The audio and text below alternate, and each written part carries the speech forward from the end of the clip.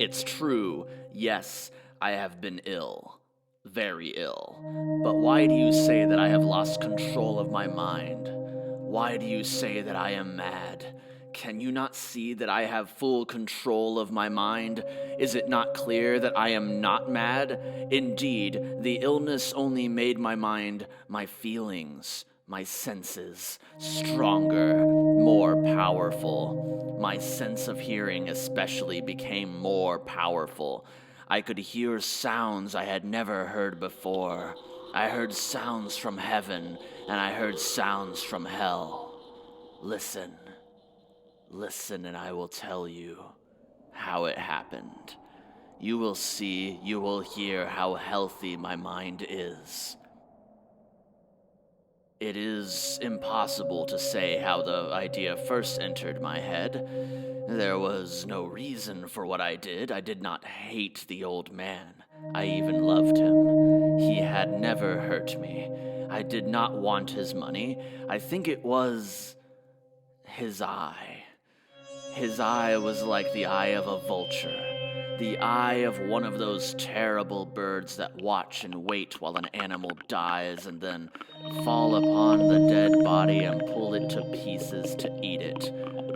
When the old man looked at me with his vulture eye, a cold feeling went up and down my back. Even my blood became cold, and so I finally decided I had to kill the old man and close that eye forever. So you think that I am mad? A madman cannot plan. But you should have seen me. During all of that week, I was as friendly to the old man as I could be, and warm and loving.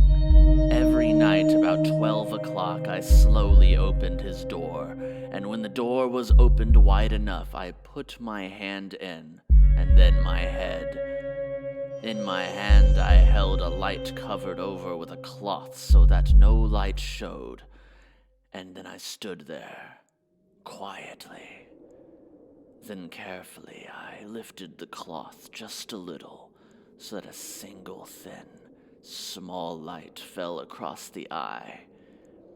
For 7 nights I did this, 7 long nights, every night at midnight. Always the eye was closed, so it was impossible for me to do the work, for it was not the old man I felt I had to kill. It was the eye, his evil eye. And every morning I went to his room, and with a warm, friendly voice I asked him how he had slept. He could not guess that every night, just at 12, I looked in at him as he slept. The 8th night I was more than usually careful as I opened the door. The hands of a clock moved more quickly than did my hand. Never before had I felt so strongly my own power. I was now sure of success. The old man was lying there, not dreaming that I was at his door. Suddenly he moved in his bed. You may think I became afraid, but no.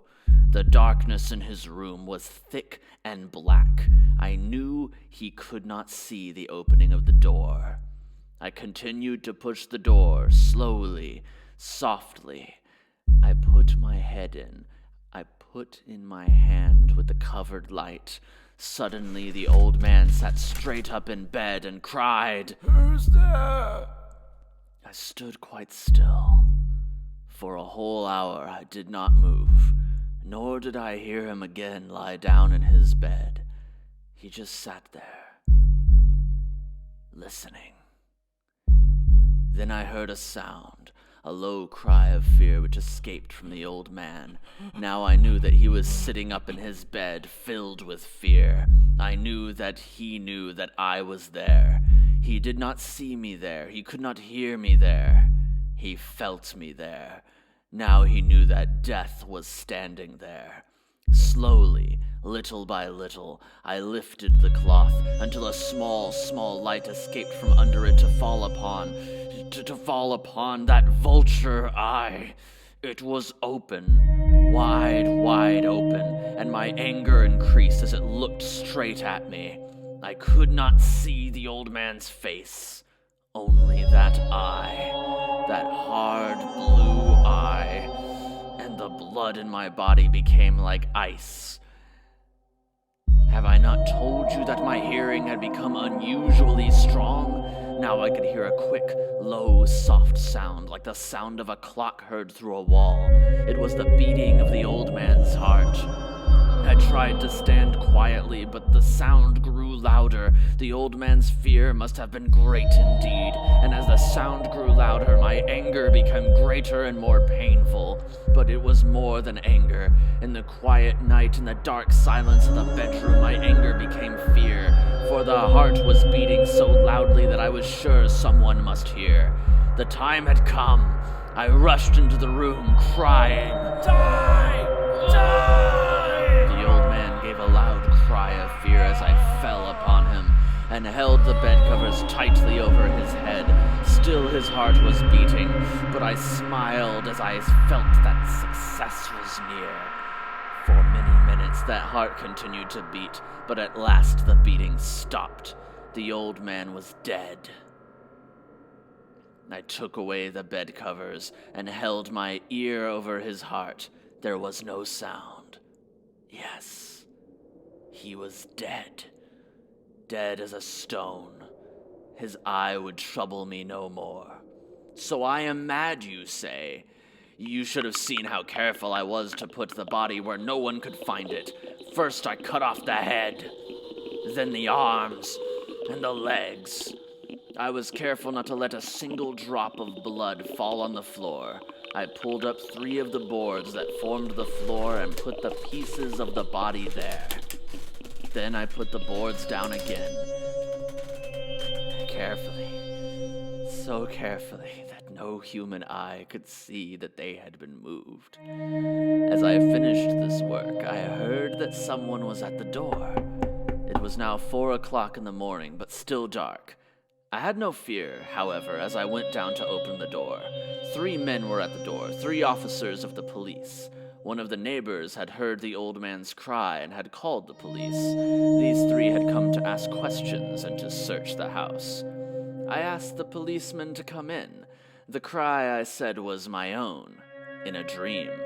The old man, I said, was away. He had gone to visit a friend in the country. I took them through the whole house, telling them to search it all, to search well. I led them finally into the old man's bedroom. As if playing a game with them, I asked them to sit down and talk for a while. My easy, quiet manner made the policemen believe my story, so they sat talking with me in a friendly way. But although I answered them in the same way, I soon wished that they would go. My head hurt, and there was a strange sound in my ears. I talked more and faster. The sound became clearer, and still they sat and talked. Suddenly I knew that the sound was not in my ears, it was not just inside my head. At that moment I must have become quite white. I talked still, faster and louder, and the sound too became louder. It was a quick, low, soft sound like the sound of a clock heard through a wall, a sound I knew well.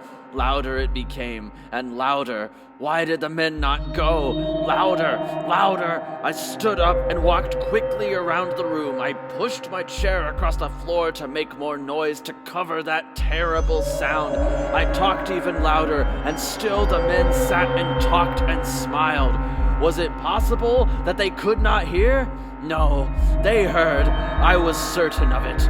They knew. Now it was they who were playing a game with me. I was suffering more than I could bear from their smiles and from that sound. Louder, louder, louder. Suddenly I could not bear it no longer. I pointed at the boards and cried, "Yes, yes, I killed him. Pull up the boards and you shall see. I killed him. But why does his heart not stop beating? Why does it not stop?"